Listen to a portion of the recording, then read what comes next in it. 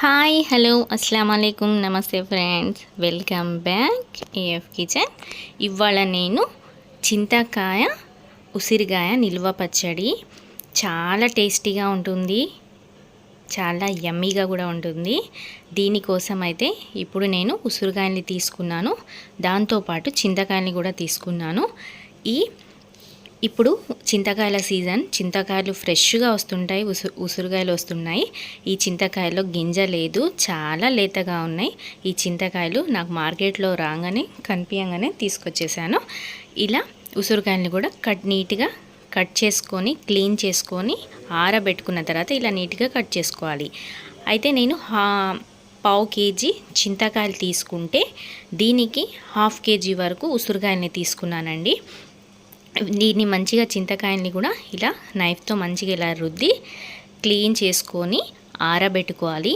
అస్సలు తడి అనేది లేకుండా చూసుకోవాలి.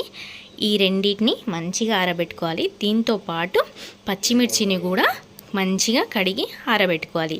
అయితే నేను హాఫ్ కేజీ పచ్చిమిర్చిని తీసుకొని దీన్ని కూడా మంచిగా ఆరబెట్టుకున్నాను. ఇలా ప్యాన్ తీసుకొని ఇప్పుడు దీంట్లో ఆవాలు, జీలకర్ర, మెంతులు వేసుకోవాలి. మనం తీసుకున్న క్వాంటిటీని బట్టి వేసుకోవాలి. నేనైతే ఇక్కడ 2 టేబుల్ స్పూన్ల వరకు వేసుకున్నాను.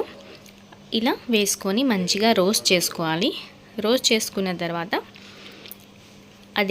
అదే ప్యాన్లో ఆయిల్ వేసుకొని పచ్చిమిర్చి వేసుకోవాలి. ఈ పచ్చిమిర్చి అనేది పచ్చిదనం మొత్తం పోయేంత వరకు మంచిగా ఫ్రై చేసుకోవాలి. మంచి కలర్ వచ్చేంత వరకు ఫ్రై చేసుకోండి. చాలా టేస్టీగా ఉంటుంది ఈ పచ్చడి, తప్పకుండా ట్రై చేయండి. అయితే ఎవరైనా కొత్తగా నా ఛానల్ని చూస్తుంటే ప్లీజ్ సబ్స్క్రైబ్ చేసుకోండి. ఇలా మంచిగా ఫ్రై అయిన తర్వాత ఎక్కడ పచ్చిదనం లేకుండా మంచిగా ఫ్రై అవ్వాలి. ఇలా ఫ్రై అయిన తర్వాత దీన్ని ఒక ప్లేట్లో తీసుకోవాలి. ఇలా తీసుకున్న తర్వాత అదే ఆయిల్లో ఉసిరికాయలని వేసుకొని ఫ్రై చేసుకోండి. ఇలా ఉసిరికాయలని ఫ్రై చేసుకుంటే టేస్ట్ అనేది బాగుంటుంది. ఉసిరికాయది దాంట్లో ఉన్న కొంచెం చేదుదనం అనేది తగ్గిపోతుంది.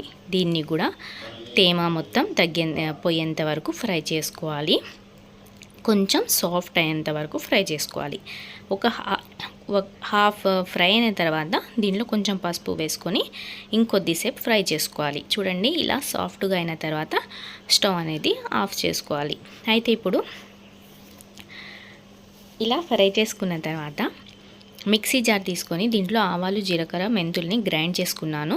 దాని తర్వాత చింతకాయని వేసుకొని దీంట్లో సాల్ట్, కొంచెం పసుపు వేసుకొని మెత్తగా గ్రైండ్ చేసుకోవాలి.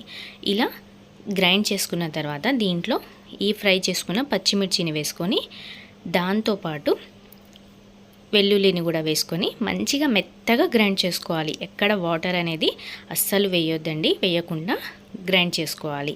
ఇలా ఫ్రై చేసుకున్న ఉసిరికాయల్ని కొన్ని వేసుకొని ఒక్కసారి మిక్సీ ఇలా కోట్స్లా గ్రైండ్ చేసుకోవాలి. కోట్స్ అంటే ఒకేసారి తిప్పాలి.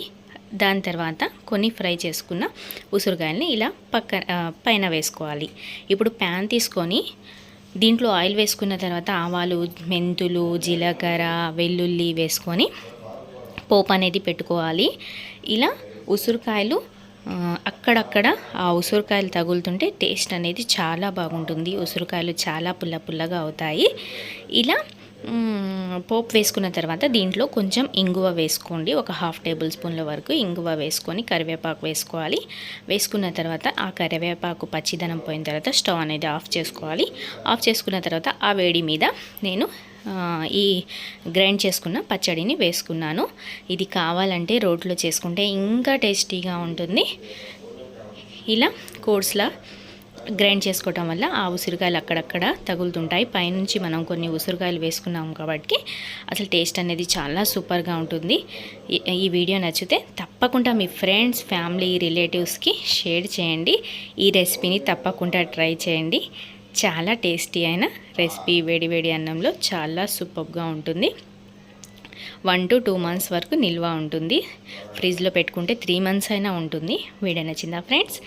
వీడియో నచ్చితే లైక్ చేయండి, షేర్ చేయండి, సబ్స్క్రైబ్ చేసుకోండి. Thank you.